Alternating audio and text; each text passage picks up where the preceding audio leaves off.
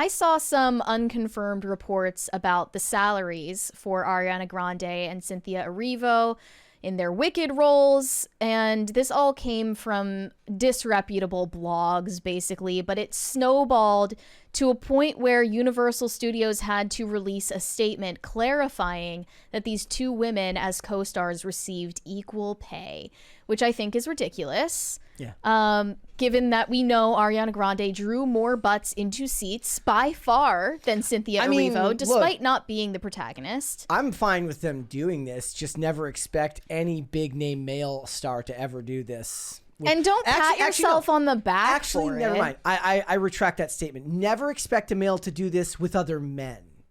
A guy might do this as a virtue signal with a female co-star. In fact, I have examples, and I completely forgot them off the top of my head, of male co-stars who have taken pay cuts to appease the women that they work with. But no dude who's working with other dudes is like, you know what? We should make the same amount of money. Yeah. That's not a thing. For all of this talk about the patriarchy, yeah, that does not account for the cutthroat competition that exists between men, especially in an industry like Hollywood. Yeah. They are not in a brotherhood of sorts, but this is Cynthia Erivo and Ariana Grande's relationship as colleagues is giving more of a sisterhood vibe. You know what it was than competitors. Do you remember Hawaii Five-0, the TV reboot with Scott Conn and so Daniel Day Kim and Grace Park both left the show like midway through the sixth season, or not midway, at the end of like the sixth season or something like that. It was like one of the last later seasons, and they did so because they felt that they should earn the same as both the leads. And here's the thing, the show promotes the idea that everybody's family, and that's fine for the show, right? Aloha. But but the problem is at its base, it stars two people. Yeah. And those stars are your draw, your big name draw. Now, I actually do believe that both of them probably did deserve a raise because they ended up getting a lot of screen time. And Scott Conn took a step back in the show and wanted to spend more time with his family, and he was getting less airtime, but he's still credited second in the show. And that's fine. But when they're saying equal pay, the studio's like, well, we're not going to tell you what they make. And I highly doubt that Scott Conn made as much as I forget that actor's name, and I love that the actor. lead. Yeah, I don't even remember either. The guy who plays Steve McGarrett. But the point is, because he's the dude in, remember the Moonlight show that I was watching? He's the guy from that. But the point is, I don't know if they made the same amount of money, but they're close to equal billing. The rest of them, they just weren't. And then people tried to bring race into this and all of that stuff. But I didn't see Scott Conn or the other dude be like, you know what? In a show of solidarity, I am going to take a pay cut. Now, the Blue Bloods cast did take pay cuts so that the show could stay on the air for the 14th season. Oh, I see. Because they were like, look, we don't have the budget for it. I never heard about that. Yeah. Interesting. Yep. Well, I just, Thank you, Alex O'Loughlin. Me choking right now. I remembered Matt Frewer from Max Headroom the other day for Tim, and I can't remember Alex O'Loughlin. I have failed today. It's fair to advocate for yourself, negotiate for yourself, but the way that they are publicizing their contract negotiation process in order to seem virtuous is kind of disconcerting. Yeah.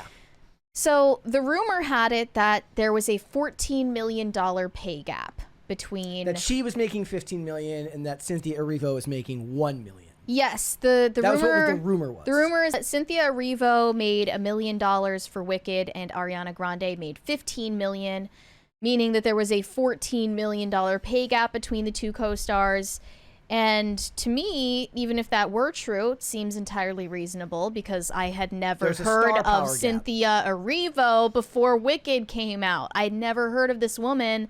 This is the first I've heard of her. Ariana Grande has been a mainstay, especially for someone my age. That's an A-lister. She's drawing far more people to actually watch this movie. Correct.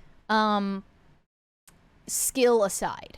But then, because this rumor was snowballing and gaining more and more traction, and it was causing controversy, people were accusing Universal Studios of racism, and discriminating against Cynthia Erivo for her race, paying her less because of her race, which is insane. Then they had to clarify. I wonder if The Rock would agree with that every time he gets a huge payday for a movie that doesn't do very well. He's literally affirmative action. No, but the thing is The Rock has 20 years of star his power. track Yes, record. he's got 20 years of star power that goes into that. So a Universal spokesperson told The Hollywood Reporter, reports of pay disparity between Cynthia and Ariana are completely false and based on internet fodder. The women received equal pay for their work on Wicked. And Ariana Grande, speaking at a SAG-AFTRA event, also clarified that when they were first doing contract negotiations with Universal, her and Cynthia Erivo made a pact together where they were going to demand exactly the same pay down to the penny and ensure equal terms, essentially. She said this publicly, of course, to seem like a good ally, but let's take a look at that clip of Ariana explaining herself. That's this one here? Yes. All right, here we go. Pact that we made to take care of each other and to be really honest with each other about anything that were to come up. I'm sorry. Like, it's like a no-no in the workplace to talk about money. So, like, right out there, there's just some woman who's watched this now and who's going to go to work and be like, so what do you make? Yeah. And they're going to be like, shut the fuck up. Not normal. But I don't think people really get how granular, like, we got and how fully we mean that. Like, we sat there and, you know, when I got my contract, I called her and I was like, hey, let's go through this thing. Like, let's go beat per beat through this together and make sure that we're aligned in what we need, because if you need something, we need it together. I want us to have each other's backs. Like, your problems become my problems and mine become yours. Women's desire for fairness will be the destruction of Western civilization. Of like equality, of equity in this case. Not even equality, equity. That shit is crazy. That is crazy. So not only did they demand exactly the same pay for their roles, despite Ariana Grande obviously deserving more, when they went into the press tour for this movie, they just were caressing each other the entire time. So I'm just uncomfortable. I don't know. This whole thing just seems like weirdly close for colleagues in general. I suppose I can already picture somebody in the comments being like, if they want to make equal pay and Ariana wants to sacrifice money to do this, who are you to say no? I suppose that's true. Okay. You know, if she wants to sacrifice her payday so that Cynthia Erivo can make the same, what I would caution against would be that anybody ever believe that this will become normal practice in this industry. Nor should it. Despite all of the lip service that they pay to the ideas of equity, of inclusion, of socialism or communism even. That's not how the industry works. It's a very hyper-capitalist industry almost in every respect, outside of the fact that they seem to greenlight a lot of stories that they know aren't going to make a lot of money. But in that case, they put the message before the actual profit. But for the actors, they can pay lip service all they want. They want to get paid and they want to make a living. So I guess, you know, they didn't disclose exactly what they made, but let's just guess that both of them got about $7 million for the movie equally. The rest of the rumored salaries were $2 million for Michelle Yeoh as Madame Morrible, $2 million for Jeff Goldblum as the Wizard of Oz. Theoretically, he should be making more than all of them. $450,000 for Jonathan Bailey. $350,000 for Ethan Slater. He's gonna be hugging Ariana Grande from behind from now on in the line at Starbucks. Only 6 zeros? Yeah. Only 6 digits? Are you kidding me, bro? Brokey. Bowen Yang got $250,000 because SNL just wasn't paying enough. Yeah. All right, fine, fair enough.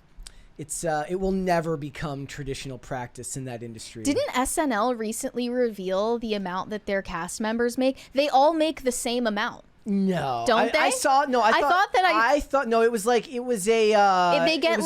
was a Pete Davidson thing about an initial check. They get like $3,000 per episode or something, right? Yeah. I don't know if that's still, that was literally all I saw was that he said that that's what he made for his first appearance. I don't know if their accounting contract... for inflation and the fact that their ratings are even lower now. No, I bet that they make more the longer they're on. But Like, am I supposed to believe that Pete Davidson made the same as Newbies when he was like on his way out? $3,000 per episode for a newbie. Yeah. You still need roommates. Also, in New York City. Also, like, why does she draw the line at Cynthia Erivo? There were other women on that. Why? Yeah, didn't Michelle she? Yeoh should have gotten equal pay as Yeah. Cynthia Erivo. Like, they should have split their salaries 3 ways. Everyone should have gotten paid exactly the same way. I mean, there was probably female camera operators. They, everybody's the They same. should have made $1 million too. To each according to their needs. Yeah. That's just fair. That's just like the rules of feminism. I just, it's so incompatible with actual business that it's kind of shocking that they fall for it. But at the same time, the studio's like, oh, okay. Like, And meanwhile, there are these people like Sydney Sweeney or Margot Robbie who actually like look out for themselves and know that it's cutthroat. And then, they would be cast as the demanding.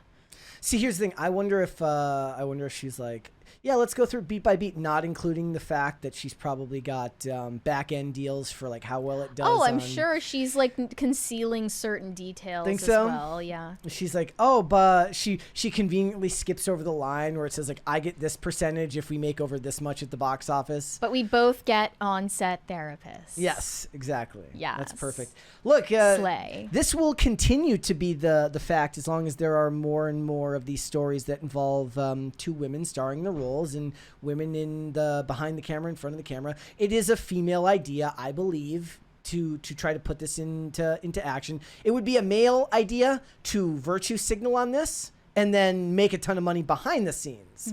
I at least can give the women credit for, standing on business and actually handicapping their ability to make money, not just as a virtue signal, but because it's something that they actually believe in. I have more respect for them doing it than I do Than paying for lip than service, people who just pay lip service to it. I may not agree with it, but at least you're not lying to your audience about Fair what you enough. believe in. Yeah, that's So, a fair take. That's It's stupid, but go off, I guess. and Wicked is still doing well at the box office right now. And this coming weekend will be the death of it all because I think Sonic and Mufasa come out this coming weekend. The amount of insane merch for Wicked is just mind-boggling. Oh, yeah. Like, go to Barnes & Noble and you will just see monstrosities beyond belief of green and pink everything. They Like, stole our colors. it's more than Funko No, ours was Pops. It's purple. more than Stanley Cups. It's like bookmarks and weird mac and cheese and Look, what is the- Starbucks drinks. What is and the profit margin on bookmarks in 2024? It must be incredible. Yeah. I'm sure they're selling 2 bookmarks. Okay, they're matching for BFFs. There's one green and one pink. Yeah. Okay, so whether you're the Glinda or the Elphaba of your friendship, Yeah. you give your friend the other bookmark, and that's like $30 for 2 pieces of pleather. So they're just getting exorbitantly rich off of And all remember, of this bullshit. we have to do this all a year from now when Yeah. part 2 comes out. It's actually not going to be over for it's not going to exit the public consciousness for at least a year and a half. God help us all. Gosh help Fantastic. us all. Sorry. All right. Thanks for watching. Listen to full episodes of Pop Culture Crisis on Spotify. Keep up with us on social media and make sure you subscribe and ring that bell so you never miss the show. Bye, guys.